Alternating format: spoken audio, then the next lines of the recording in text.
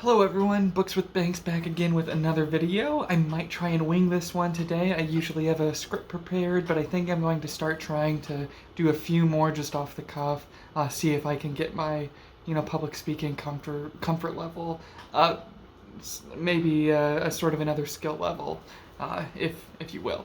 So, today I am going to finish this series I've been doing covering E.N.C. Esslemont's Malazan prequels, the Path to Ascendancy books. These are so far Book 1, Dancer's Lament, Book 2, Deadhouse Landing, and Book 3, Kellanved's Reach. If you haven't seen any of those other videos, I have a playlist on my channel. Feel free to go check that out. Again, that's the Path to Ascendancy. I started it kind of suggesting it might be a read-along if anyone out there wanted to read it at the same pace or this month or around the same time as I was. But really, I'd say now it's much more just me vlogging and updating my thoughts as I reread this series. And I've been rereading these. I've actually not been physically reading them. I've been listening to the audiobooks narrated by John Banks, who, by and large, I think he's a great performer with all of the characters. Again, that's John Banks. Anyway, today, specifically, I want to kind of just review this third book. Maybe at the end, I'll give a few more overall thoughts about this whole set of 3 novels, and maybe hopes for the 4th one, Forge of the High Mage. That is currently, it's out in the UK, and I think it has a slightly later North American release dates. However, I was able to place an order, and I should be getting a copy of Forge at the end of April at the earliest. So hopefully that comes in sooner rather than later, and I can get going and see what happens next with all of these sort of dangling plot threads. Dangling almost sounds negative. That's not exactly what I mean. Anyway, before I get too much further into the video, if you haven't already, it would really mean a lot if you could please like and subscribe. And if you have any thoughts about this series, maybe just prequels in general, anything like that, if I say anything that you disagree with during the video, please don't hesitate. Feel free to comment down below. I'd love to interact with the community down there in the comment sections of these videos. So, this is Kellanved's Reach by E.N.C. Esslemont, the 3rd book in his ongoing Path to Ascendancy series, a series chronicling the early adventures and the early foundations and forming of the Malazan Empire by the 2 men, Kellanved and Wu. Really, they're quite young in these books, though, although that is played a little bit for laughs, at least with one of them later. I might get to that in a bit here. But this is all set in the several decades or so leading up to the other kind of more the first series that both E.N.C. Esslemont and his friend Stephen Erickson wrote. Stephen Erickson's series is Malazan Book of the Fallen. Esslemont's series is called Novels of the Malazan Empire. Those 2 series both happened around the same time, and these prequels are, again, several decades before all of that. Yeah. So, whereas Book 1, Dancer's Lament, was all about how Kellanved and Dancer met each other, really putting Dancer kind of at the center of that story, and the city, the setting, Li Hang, in the middle of this continent that the Empire is kind of formed in and around. That's what the first one was all about, and this whole siege going on in that city, and this assassin Dancer, known as Doran Rav, then meeting this mage who eventually becomes Kellanved, but known as Wu then, and they go through, certain problems, certain kind of gang warfare type things, working with like children, like soldier operatives, sort of. Really great book. I think that first book is still my favorite, but then the second one, we get our 2 main characters on the island of Malaz, and this is an island off the southeast coast of the main bulk of the continent, the Kwantali continent, and here they meet some Nepan political refugees, and the Napan Isles are just another set of islands that are also off of that main continent. The people that live there, the Napan people, have like a bluish tint or hue to their skin, and there's just been this big sort of like coup to oust the princess from seizing the throne or from getting power, and so she and her kind of cohort, her friends, they've made their way to this island, and their paths cross with our main duo, and they start this whole process of actually building out more of an operation, more of a business to start trying to take over that island. Really, really exciting stuff happens there.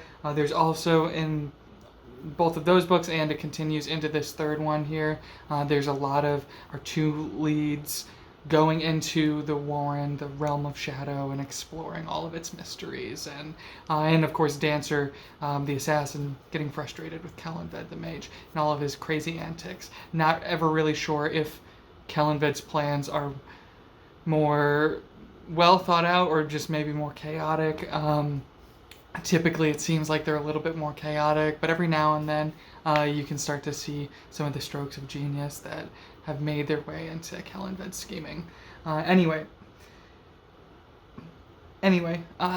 through those first two books, we see how this partnership is formed, and we see how the Malazan Empire starts to get its kind of feet under itself. In this third one, we are seeing all of these conflicts, these wars happening, and many kind of skirmishes and things happening all over the continent.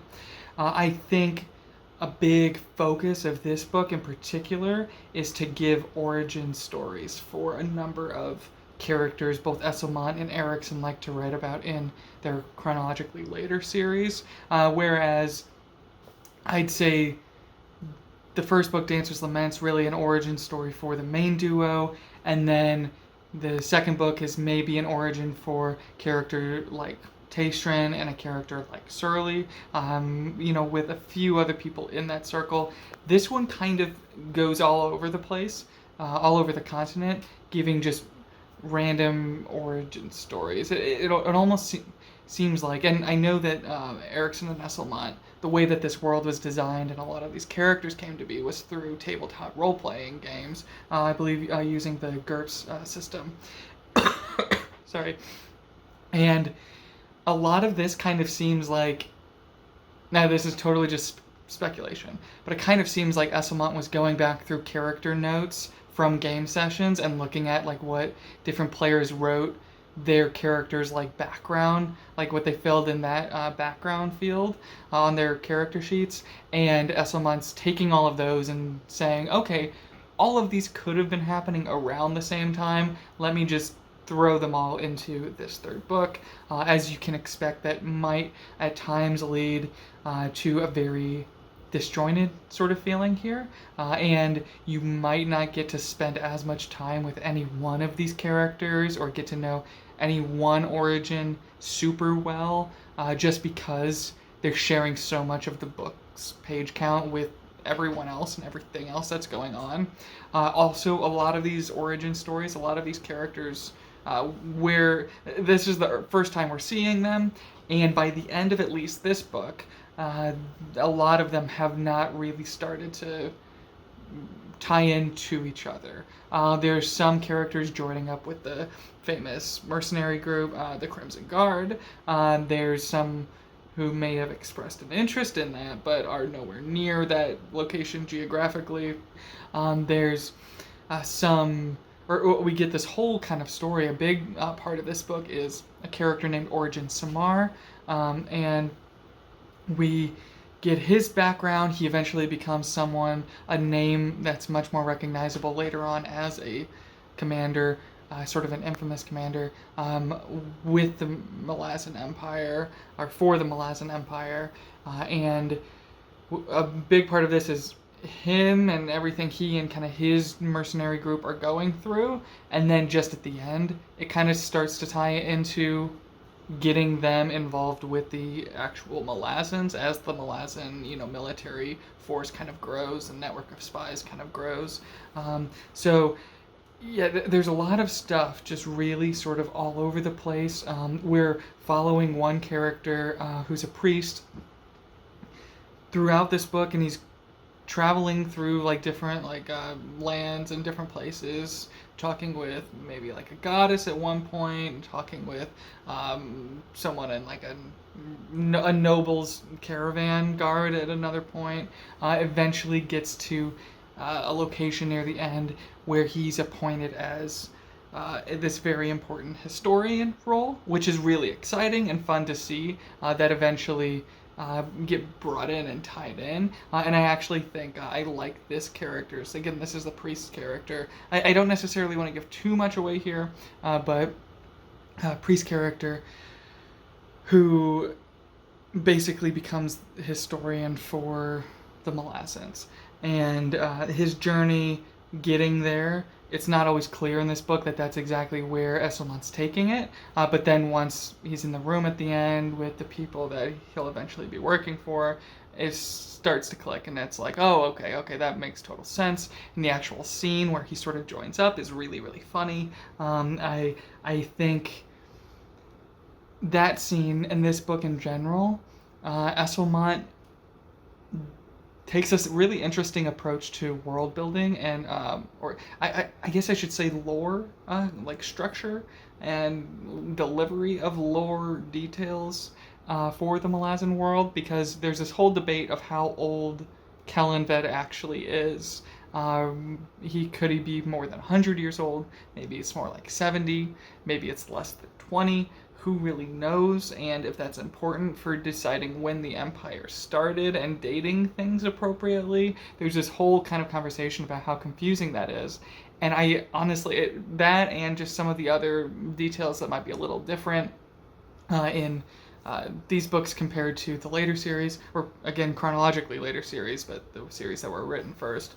I think it's sort of Esslemont saying, sometimes on such a hyper-specific level, those details don't really matter as long as the story being told is compelling. Now, if somebody wants to go through and put together, go through a painstaking process of putting together as accurate of a timeline as they can of all events in the entire Malazan universe, they could try that. And I think there's a lot of long stretches of time where that's pretty easy to do, but then I do think there are instances where there might just be conflicting details and inconsistencies, and I know I'm fine with that, and I actually think Esslemont's commentary on things like that, on inconsistencies like that, that you might see cropping up in the timeline, I find that entertaining to read. So I would actually count that as a positive for this book. I could see someone reading this and these prequels and looking at some inconsistencies, or looking at some like vague dates and vague kind of ideas of how things got started. I could see someone looking at that sort of stuff and being a little more frustrated than I was personally.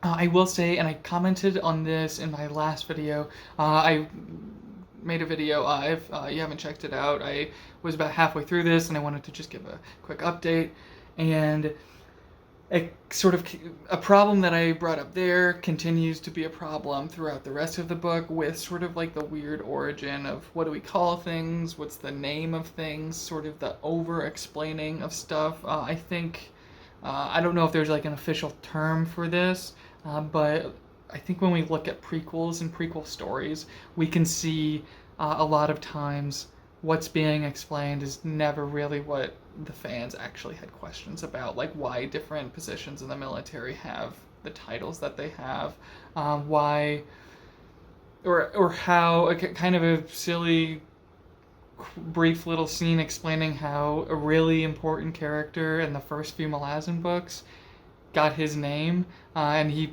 first shows up in Deadhouse Landing, and then it's just sort of like they just combine two words to make his name, and they comment on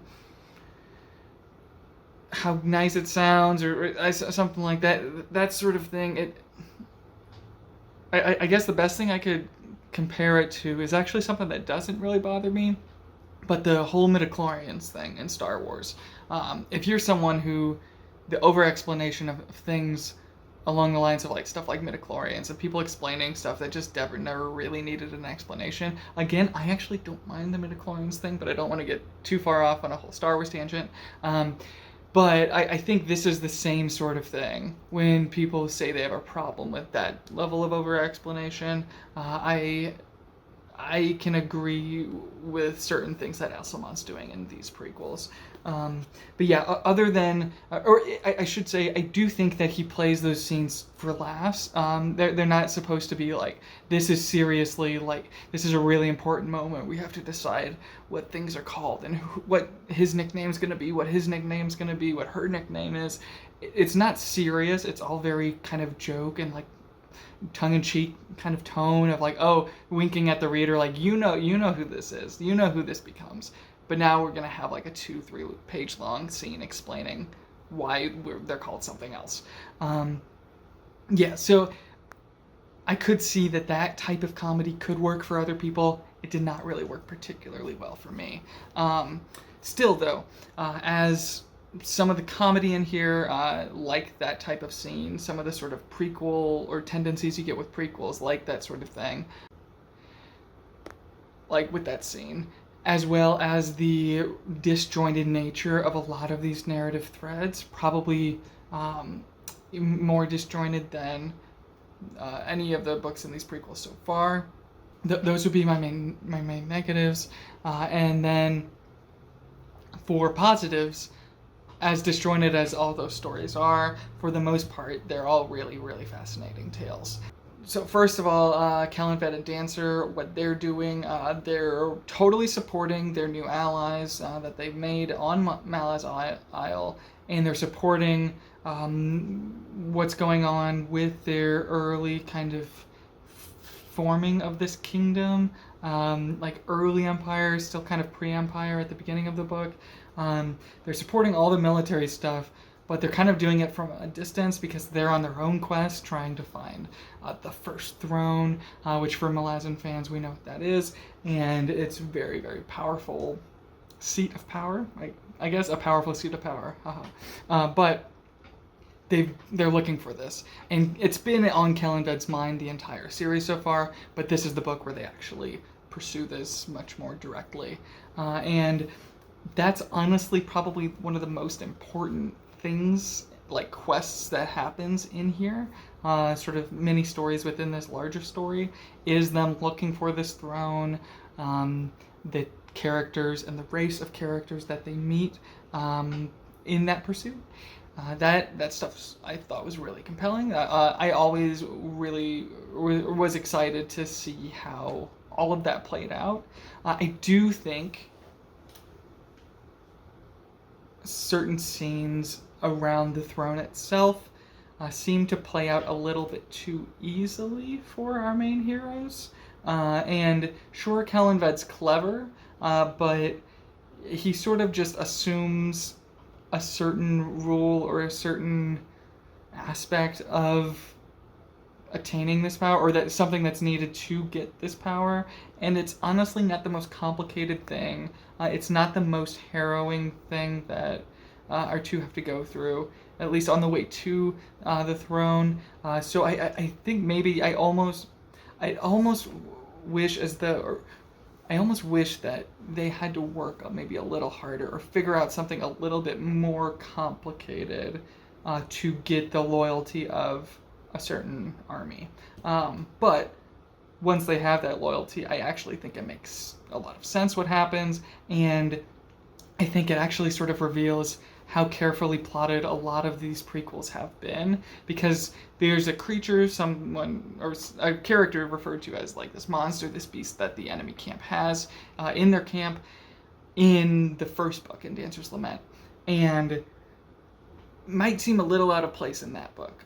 Sort of like, okay, well, why do they have this powerful thing? And then at the end of book one, you see why they had that powerful entity with them, that one particular army, and then you kind of go a whole book not really worrying about it, go most of this book not really remembering that or caring that happened, but having the loyalty of a particular army.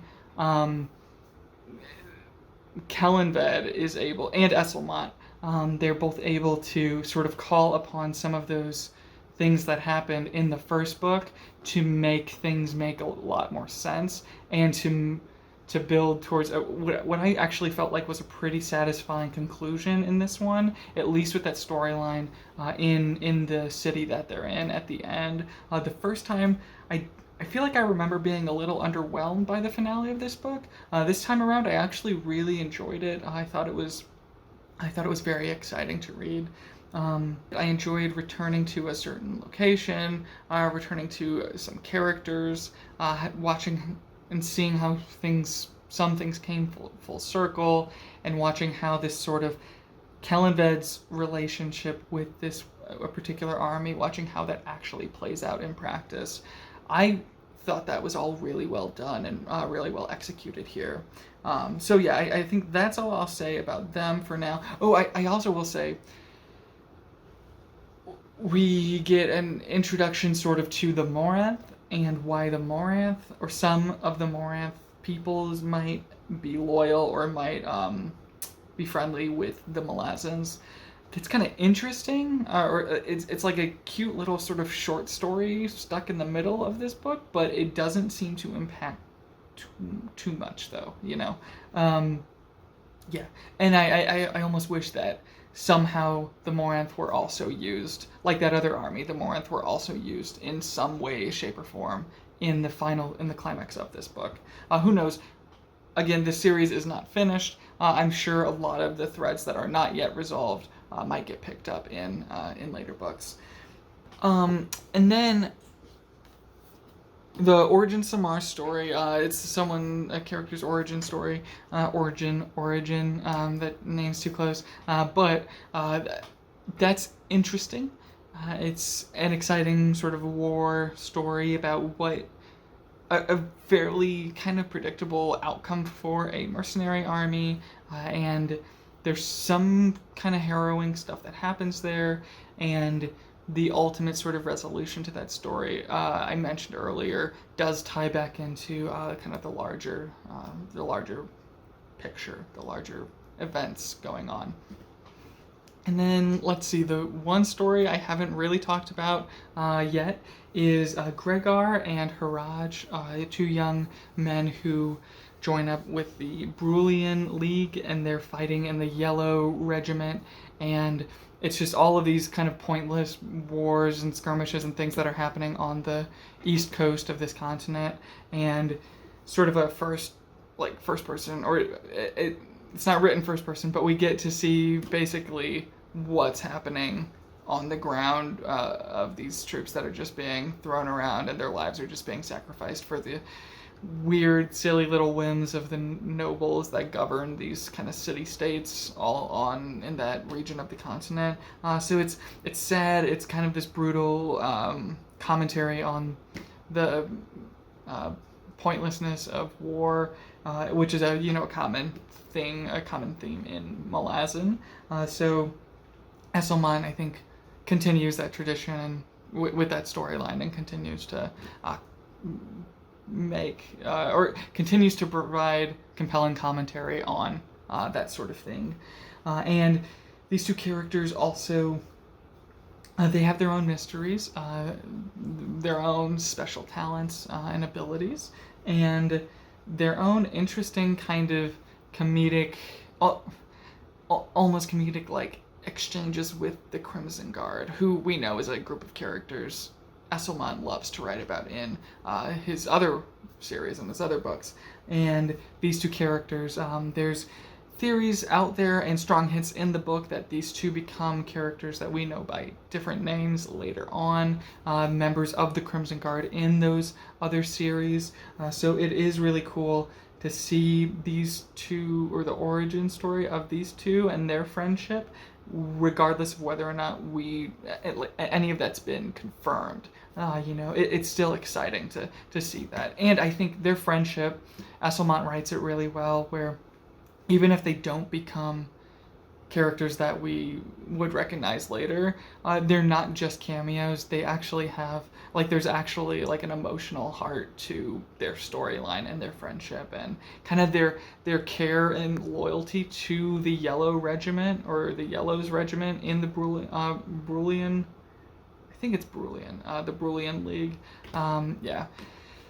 So all in all, I think this might still be my least favorite of these three, but I definitely, just like the other two, I like this even more returning to it. The audiobook narrator, John Banks, he might have been a part of what helped boost that like even more, or because I think his performances of certain characters really hooked me and really got me maybe a little more invested in some of those disparate storylines that the first time through I just wasn't super into, and just kind of waiting to get back to the Kellanved and Dancer stuff.